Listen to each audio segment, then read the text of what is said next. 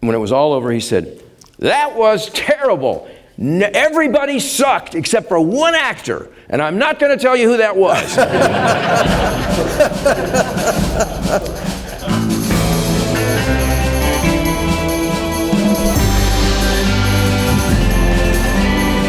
Working on all the different episodic shows that you did, you probably had an array of directors, some not so good, some very good. What made you decide to go into directing after seeing all these? Is like, I can do better than that? I think for me I was always fascinated and interested. I loved movies and I loved the making of movies.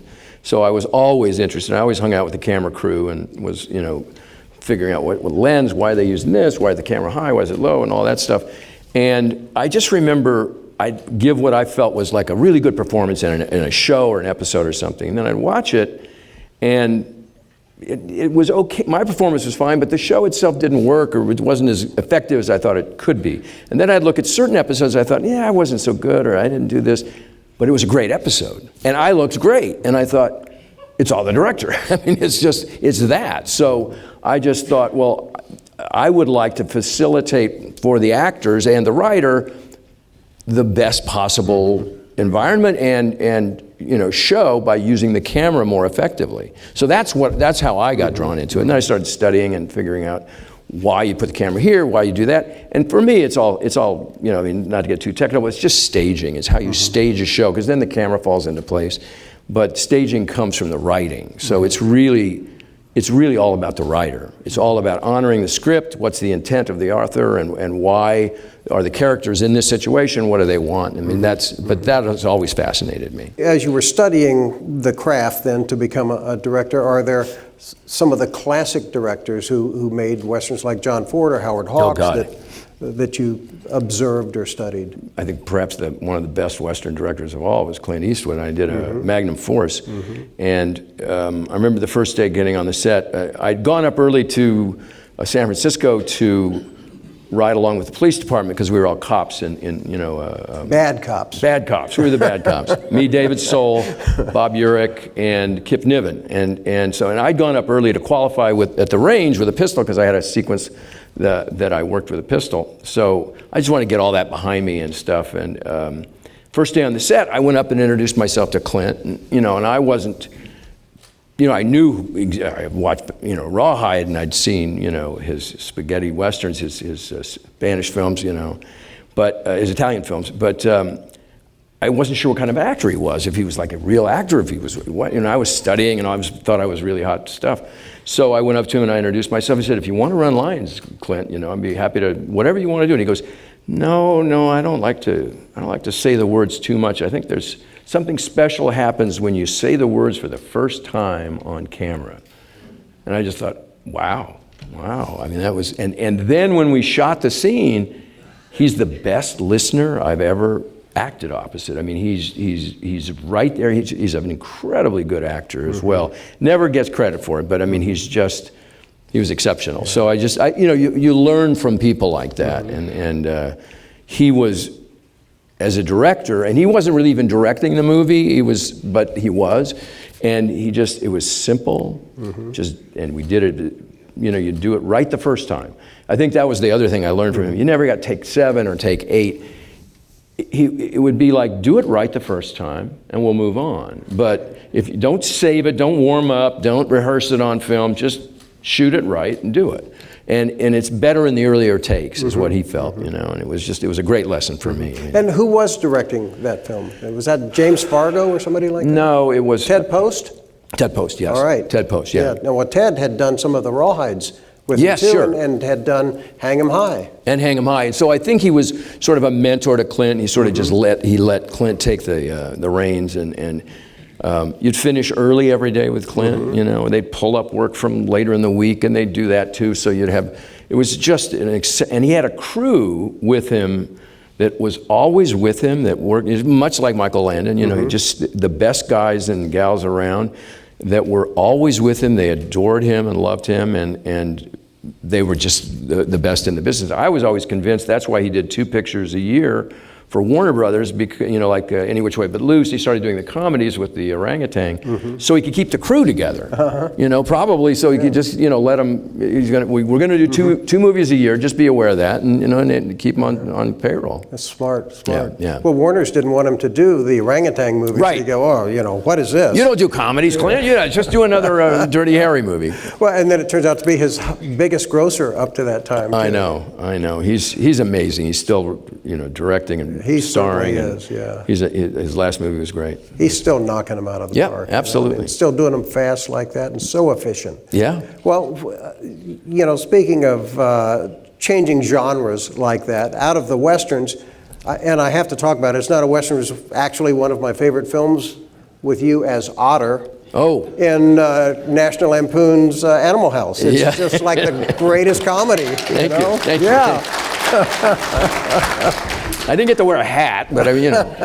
But I got to tell you, there were some of our Western buddies on that picture. There was Gary McClarty, who was our stunt coordinator, and I think it might have been Gary who rode the motorcycle for D-Day up the stairway.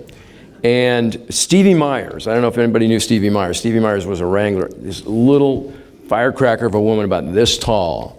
And she was always, Tim, oh God damn it, Tim, oh gee, that's not the way you ride a horse, jeez. And she was up there, she brought the horse up to Eugene, Oregon, that the dean, that they took into the dean's office and shot it. Yes, we remember that scene. Right, and and I got to ride in the Deathmobile with Bud Ekins, one of the all-time greatest stuntmen, and I just insisted on. I said, if Bud Ekins is driving that there, and I asked him permission, he said, hey, I don't care. And I got inside the Deathmobile with him to drive the stunt, because I just revered stuntmen, and so I just said, well, if Bud's doing this, I gotta be there and watch this. So it was a treat. Well, that film is still a treat too, and it was so wild at the time, and Universal was surprised. They didn't know what they had, which is not unusual, I guess. But yeah, what a surprise! It was a monster hit. Were you as loose as it seemed like, or what was John Landis like in terms of controlling the wildness that was going on? Well, John Landis is a force of nature. You know, he's really smart about comedy and knows how to keep the energy up on the set, but we only had 5 weeks to shoot it. It was a week's rehearsal. The rehearsal was only for the Deltas, the fraternity that I was in, and so we came up a week early and really didn't rehearse the script. We just sort of hung out together and bonded, and Belushi was there, and we stayed pretty true to the script. We improvised just slightly, a little bit here and there, but mostly it was the script. We stayed true to that. And they sent a TV crew from Universal, and a bunch of the guys on the crew I already knew because I'd spent 4 or 5 years at Universal working with everybody, you know. So it was like old home week, and they wanted a TV crew because they could shoot fast, and we only had 5 weeks because they didn't think this movie was going to work, and they only spent $2.5 million on it, I think. And we just cranked it out. And they wouldn't let us print more than one take, so Landis just wouldn't cut. He just said, oh, no, go get back, do it again, funnier, faster. And so we get back in and do it again. He goes, all right, good, cut. After the first reading, we had one read through of the script in somebody's hotel room, probably Landis's. And he said, when it was all over, he said, that was terrible. Everybody sucked except for one actor, and I'm not going to tell you who that was. I knew it wasn't me, so.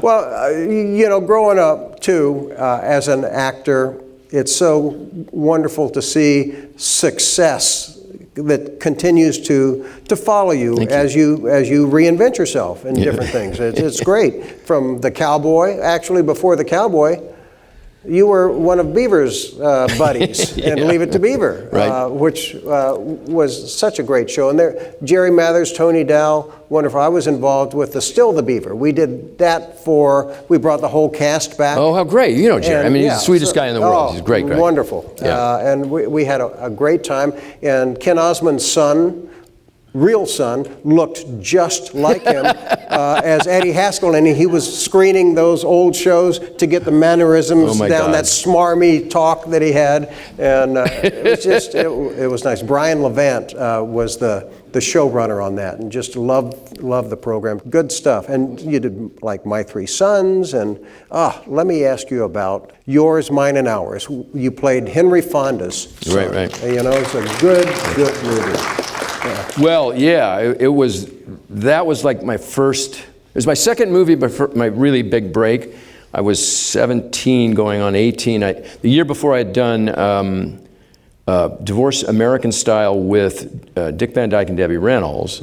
And it was, but I was just a kid in that. I didn't have much to do. So, but in Yours, Mine, and Ours, it was a much more sizable part, and I got a chance to work with Henry, who you were the hot young kid in that. Right, yeah, in that sense, and Lucille Ball, and I must say, there was a master class in comedy with working with Lucy, because she was, she'd written the script, had her company write the script for her, and it was Madeline Pugh and Carol who had written her TV series. Right. And the radio series, she did My Favorite Husband before that. Right. And she was our first female executive in Hollywood. I think just before we started, she and Desi had sold Desilu Productions to Paramount for some huge amount of money, almost like $20 million then, which is probably like $500 million now. So she was, in addition to being one of the greatest comic actresses around, she was the first female executive in Hollywood. She ran the studio. She ran, they produced all those, the Dick Van Dyke Show. They produced all those comedies, and she was just remarkable. But she demanded that you be prepared, that you were off script. You just had to, whether you were 6 years old or 60 years old, didn't matter. And I remember one day we were rehearsing something, and it was a kitchen scene, and there was all this toast. The prop guy was down under the table, and the toast was popping up on a certain line, and she just looked at everybody and she said, "Always rehearse with your props." And it was like, okay, Lucy, all right. But it's a classic lesson for an actor. You can't be funny if you don't know what you're doing with your props, and you've got the toast had to be there on the exact word that she wanted it to be there, or she missed the joke. Yeah. So it was, she was lovely. Yeah. She was really lovely, and she took a great interest in me and my career, and counseled me from time to time. And I did an episode of the Lucy Show with her and Lucy Arnaz, and yeah, she was great. She was just. And Henry Fonda's not really known for his comedy. What was he like? Henry was the coolest, calmest guy in the world. Lucy would get all excited and say, "Come on, Henry, come on." And he'd go, "Okay, Lucy, it's okay, it's gonna be fine." And he actually, I think he was quitting smoking at the time, so he was doing like needlepoint or something like Rosie Greer, and these guys in Hollywood were doing, I guess it was probably because they quit smoking, but he was just sitting on the set. And the great thing about, I think, the old stars is they never left the set. Nobody went back to their trailer, nobody went back to their dressing room. And Henry was literally always sitting around the set. So he would just sit there doing his needlepoint, and when it came time for us to do a scene, he'd get up. And I remember the first day we shot, there was some scene, we knew what Lucy's character was like because it was written for Lucy, but Henry's part wasn't necessarily written for Henry. It was the husband, but it was, it was him or Van Johnson or whoever, and they were lucky enough to get Henry. And he got up, walked to the door, and he had a big speech that he gave his family, us, the 7 or 8 kids. And I just said, I wouldn't know how to play this scene if I was an adult. And he got up, and he was just Henry Fonda. And he just stood at the door, and he just looked us in the eye, and he just told us the truth. And it was a great lesson for me as an actor.